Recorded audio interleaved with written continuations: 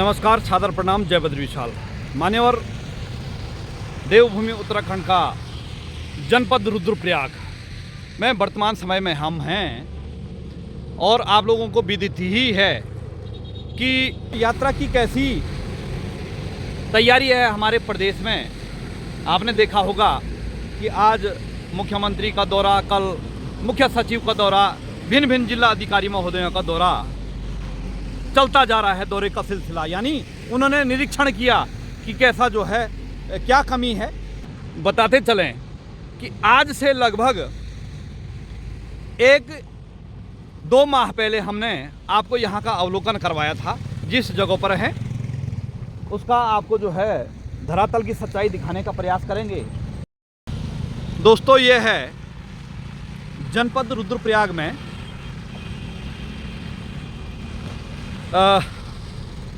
ये सिरोबगढ़ से पहले, यानी मुझे लगता है कि सिरोबगढ़ तो आपके जो है जनपद पौड़ी में पड़ गया, लेकिन सिरोबगढ़ से पहले यानी कर्णप्रयाग की तरफ, रुद्रप्रयाग की तरफ ये जो वाहन जा रहे हैं, ये आपके रुद्रप्रयाग, कर्णप्रयाग, जोशीमठ की तरफ जा रहे हैं। और जहाँ से ये वाहन आ रहे हैं यह हरिद्वार की तरफ से आ रहे हैं। अब आप यहाँ पर देखिएगा, यह पानी किस लिए जमा है, इसका कारण भी आपको बताते चलें। इतनी गर्मी में भी ये पानी यहाँ पर कैसे रह गया,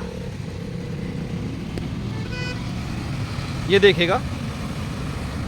4 धाम यात्रा जो है, 2 धाम की यात्रा यानी हमारे क्षेत्र में जोर शोरों पे है। आप वाहनों की जो है भीड़ भड़ाका देख सकते हैं, ये देखिएगा। ये सिरोबगढ़ से पहले का जो है दृश्य का आपको जो है अवलोकन करा रहे हैं। यहाँ पर का मुझे जो है कोई बोर्ड वगैरह भी नहीं है, वरना जो है आपको इस जगहों के बारे में आपको अवगत कराते हैं कि कौन सी जगह है ये। लेकिन जनपद रुद्रप्रयाग ही है, ये देखिएगा। सभी देश प्रदेश से आने वाले यात्रियों का हार्दिक स्वागत और शुभकामनाएं। भगवान बद्री विशाल, बाबा केदारनाथ इनकी मनोकामना पूरी करे। सर्वे भवन्तु सुखिनो, सर्वे सन्तु निरामया। परंतु आपको फिर वही भ्रष्टाचार की पराकाष्ठा के बारे में बताना चाहते हैं। ये देखिएगा, वैसे इन वाहनों ने इस तरफ से आना था, लेकिन ये उस तरफ से क्यों आ रहे हैं? क्योंकि ये मुख्य कारण ये पानी है। ये आप ये मत समझिएगा ये कोई जो है झील में नहीं जा रहे हैं, लेकिन सड़क में झील बनी हुई है। और सड़क में क्यों झील बनी है, कहाँ कमी है, कहाँ अनदेखी है, कहाँ भ्रष्टाचार हो गया है, उसको आपको आगे जो है बताने का प्रयास करेंगे। ये देखिएगा। और यहाँ पर भी एक बोर्ड लगा हुआ है, उस बोर्ड में क्या लिखा हुआ है आपको जो है वो उसको दिखा देते हैं साहब। Rail Vikas Nigam Limited dumping area D5 capacity M3, ये देखिएगा।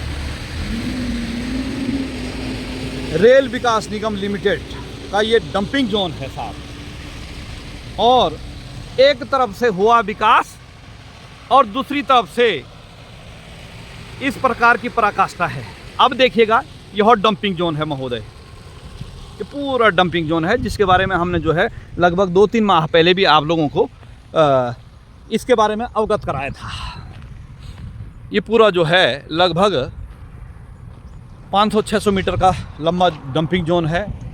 आपको एक बार थोड़ा एक किनारे से दिखाने का प्रयास करेंगे।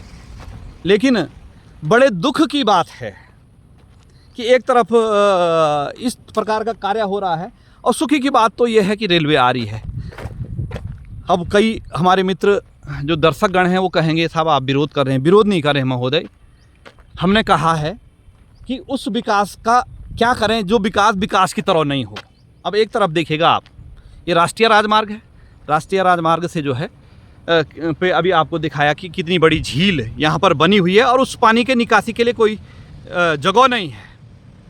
और बारिश आई, वैसे तो सूख जाना चाहिए था, लेकिन ज़्यादा बारिश में यह सूख नहीं पाएगा, और इसके बाद यह पानी अन्य जगहों की तरफ खिसक जाएगा। अब पहले हम आपको जो है इस डंपिंग जोन के बारे में बता देते हैं। यह है साहब डंपिंग जोन किस प्रकार का है। ये देखिएगा माँ अलकनंदा अपनी विरल अवस्था में, और मुझे लगता है जो पल्ली पार आपको रेतीली भूमि दिखाई दे रही है वो कुछ डंपिंग जोन का ही यहाँ से बह के गया है। और भ्रष्टाचार हर कदम पे ऐसा भ्रष्टाचार है जिसकी आप कल्पना नहीं कर सकते हैं। यह ले आए यहाँ ये रॉ मटेरियल को और डाल दिया सीधे सीधे जो है अलकनंदा नदी में। ये देखिएगा, और ये कल की बारिश से फिर जो है ये नदी में पूर्ण रूप से जा चुका है।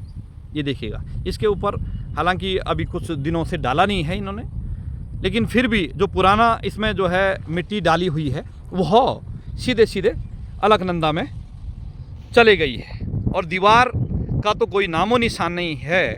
लेकिन बड़े दुख और दुर्भाग्य की बात है, हमारे जनप्रतिनिधि, जिला अधिकारी और सचिवालय लेवल की बात है और केंद्र लेवल की है।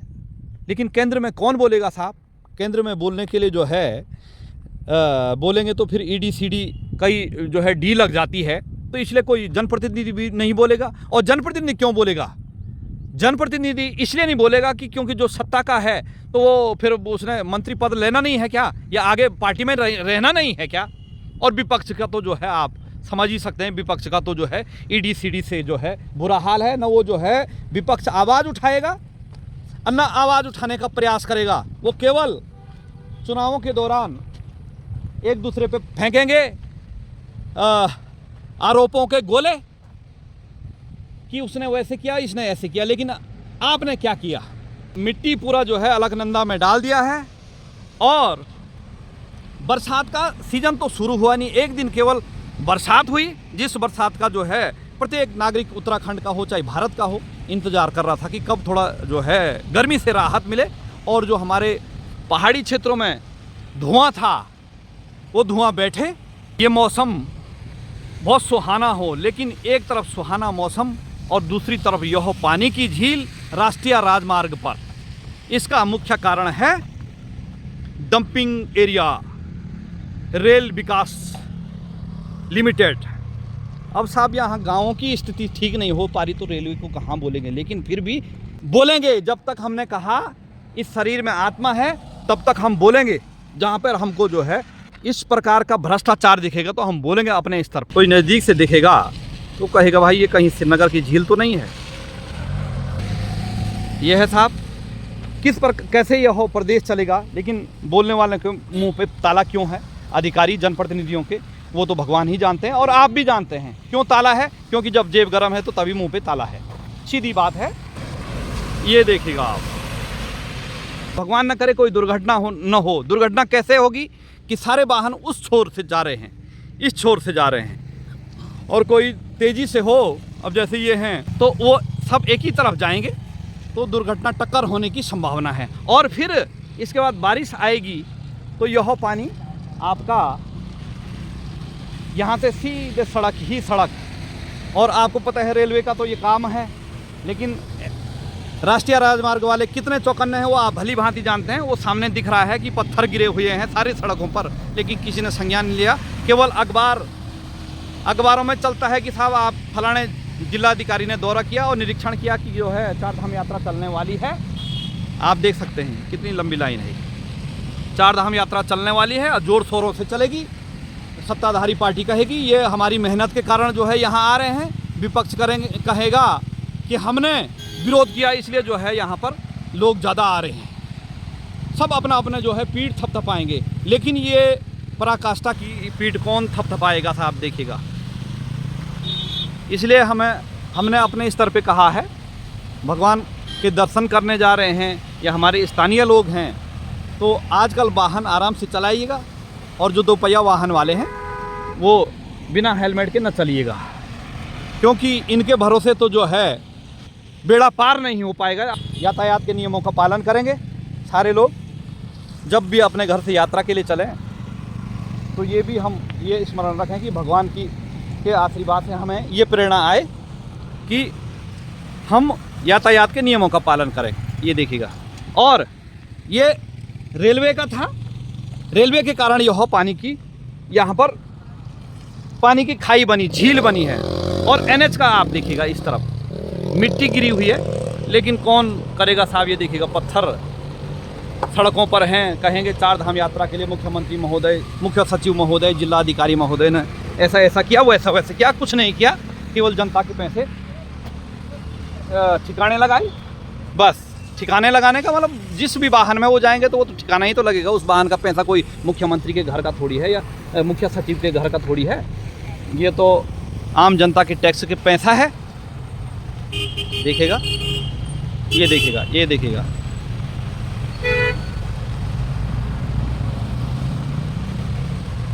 ये है दोस्तों,